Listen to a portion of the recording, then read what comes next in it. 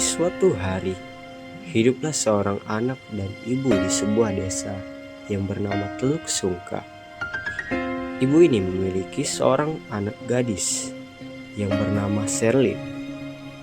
Ia anak yang begitu cantik jelita, tetapi ia juga anak yang pemalas, memikirkan diri sendiri dan melawan orang tua. Ibunya yang bernama Claudia tetap sabar dalam merawatnya. Claudia bekerja di kebun kelapa untuk memenuhi kebutuhan sehari-hari. Claudia memanggil Sherlyn untuk menghampirinya. Sherlyn, sini dulu nak. Cih, iya ibu. Kata Sherlyn. Sherlyn mendengar suara ibunya yang memanggil dia. Lalu Sherlyn berjalan menuju Claudia. Apa bu? Nak, bisa bantu ibu membawa beberapa kelapa ke belakang rumah? Apa? Lihat bu, aku sudah cantik begini, harus membawa kelapa ini. Tanganku bisa jadi kotor loh bu. Ibu kan bisa membawanya sendiri. Aku mau merias diri lagi. Ibu jangan ganggu aku.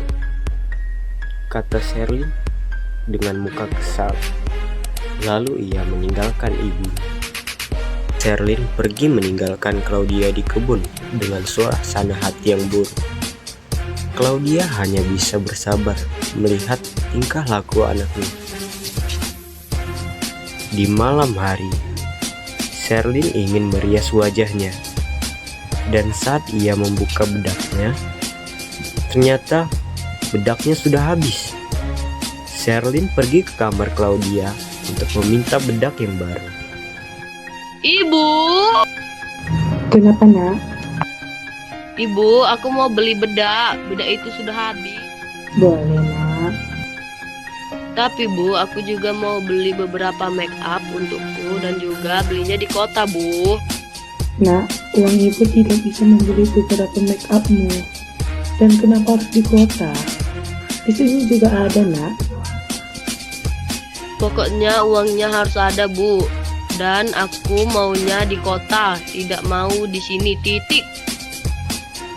Kata Sherlyn dengan nada membentak. Sherlyn pergi meninggalkan ibunya. Claudia sudah lelah menghadapi Sherlyn, tetapi ia tetap bersabar. Keesokan harinya, Claudia membuka kotak yang ternyata adalah tabungannya. Saat Sherlyn melewati kamar Claudia, ia melihat Claudia sedang menghitung uang tabungannya. Sherlyn memiliki rencana. Pada sore hari, Sherlyn bersiap-siap untuk menuju ke kamar Claudia.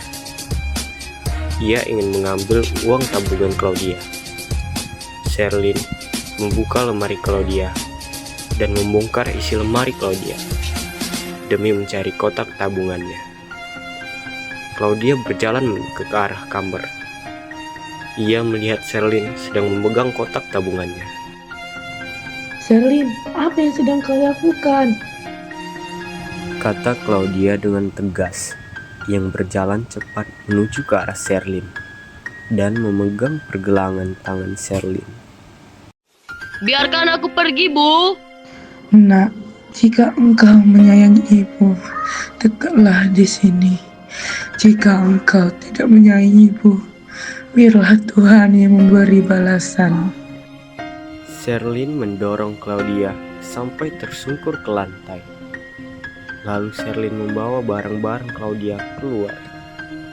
Claudia hanya bisa melihat kelakuan anaknya. Kata Claudia dengan bersedih-sedih dan tersungkur.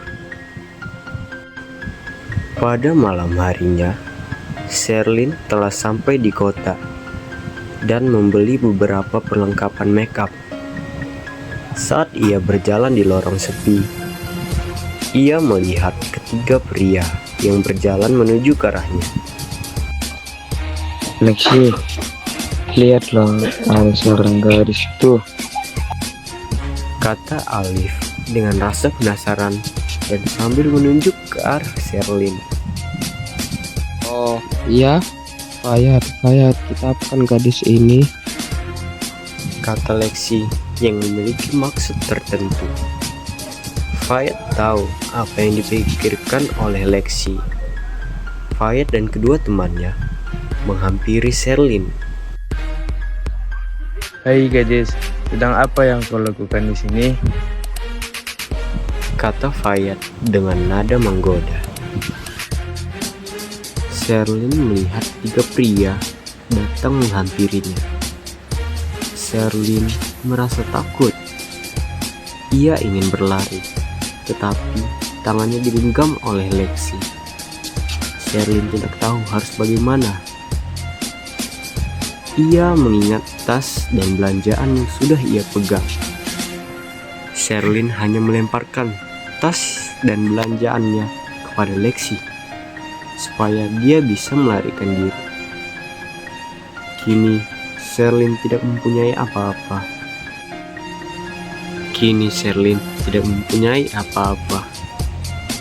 Ia hanya bisa berjalan-jalan di kota. Dan ia tidak tahu harus melakukan apa. Sherlyn hanya bisa menyesal atas perbuatannya karena tidak mendengarkan kata ibunya.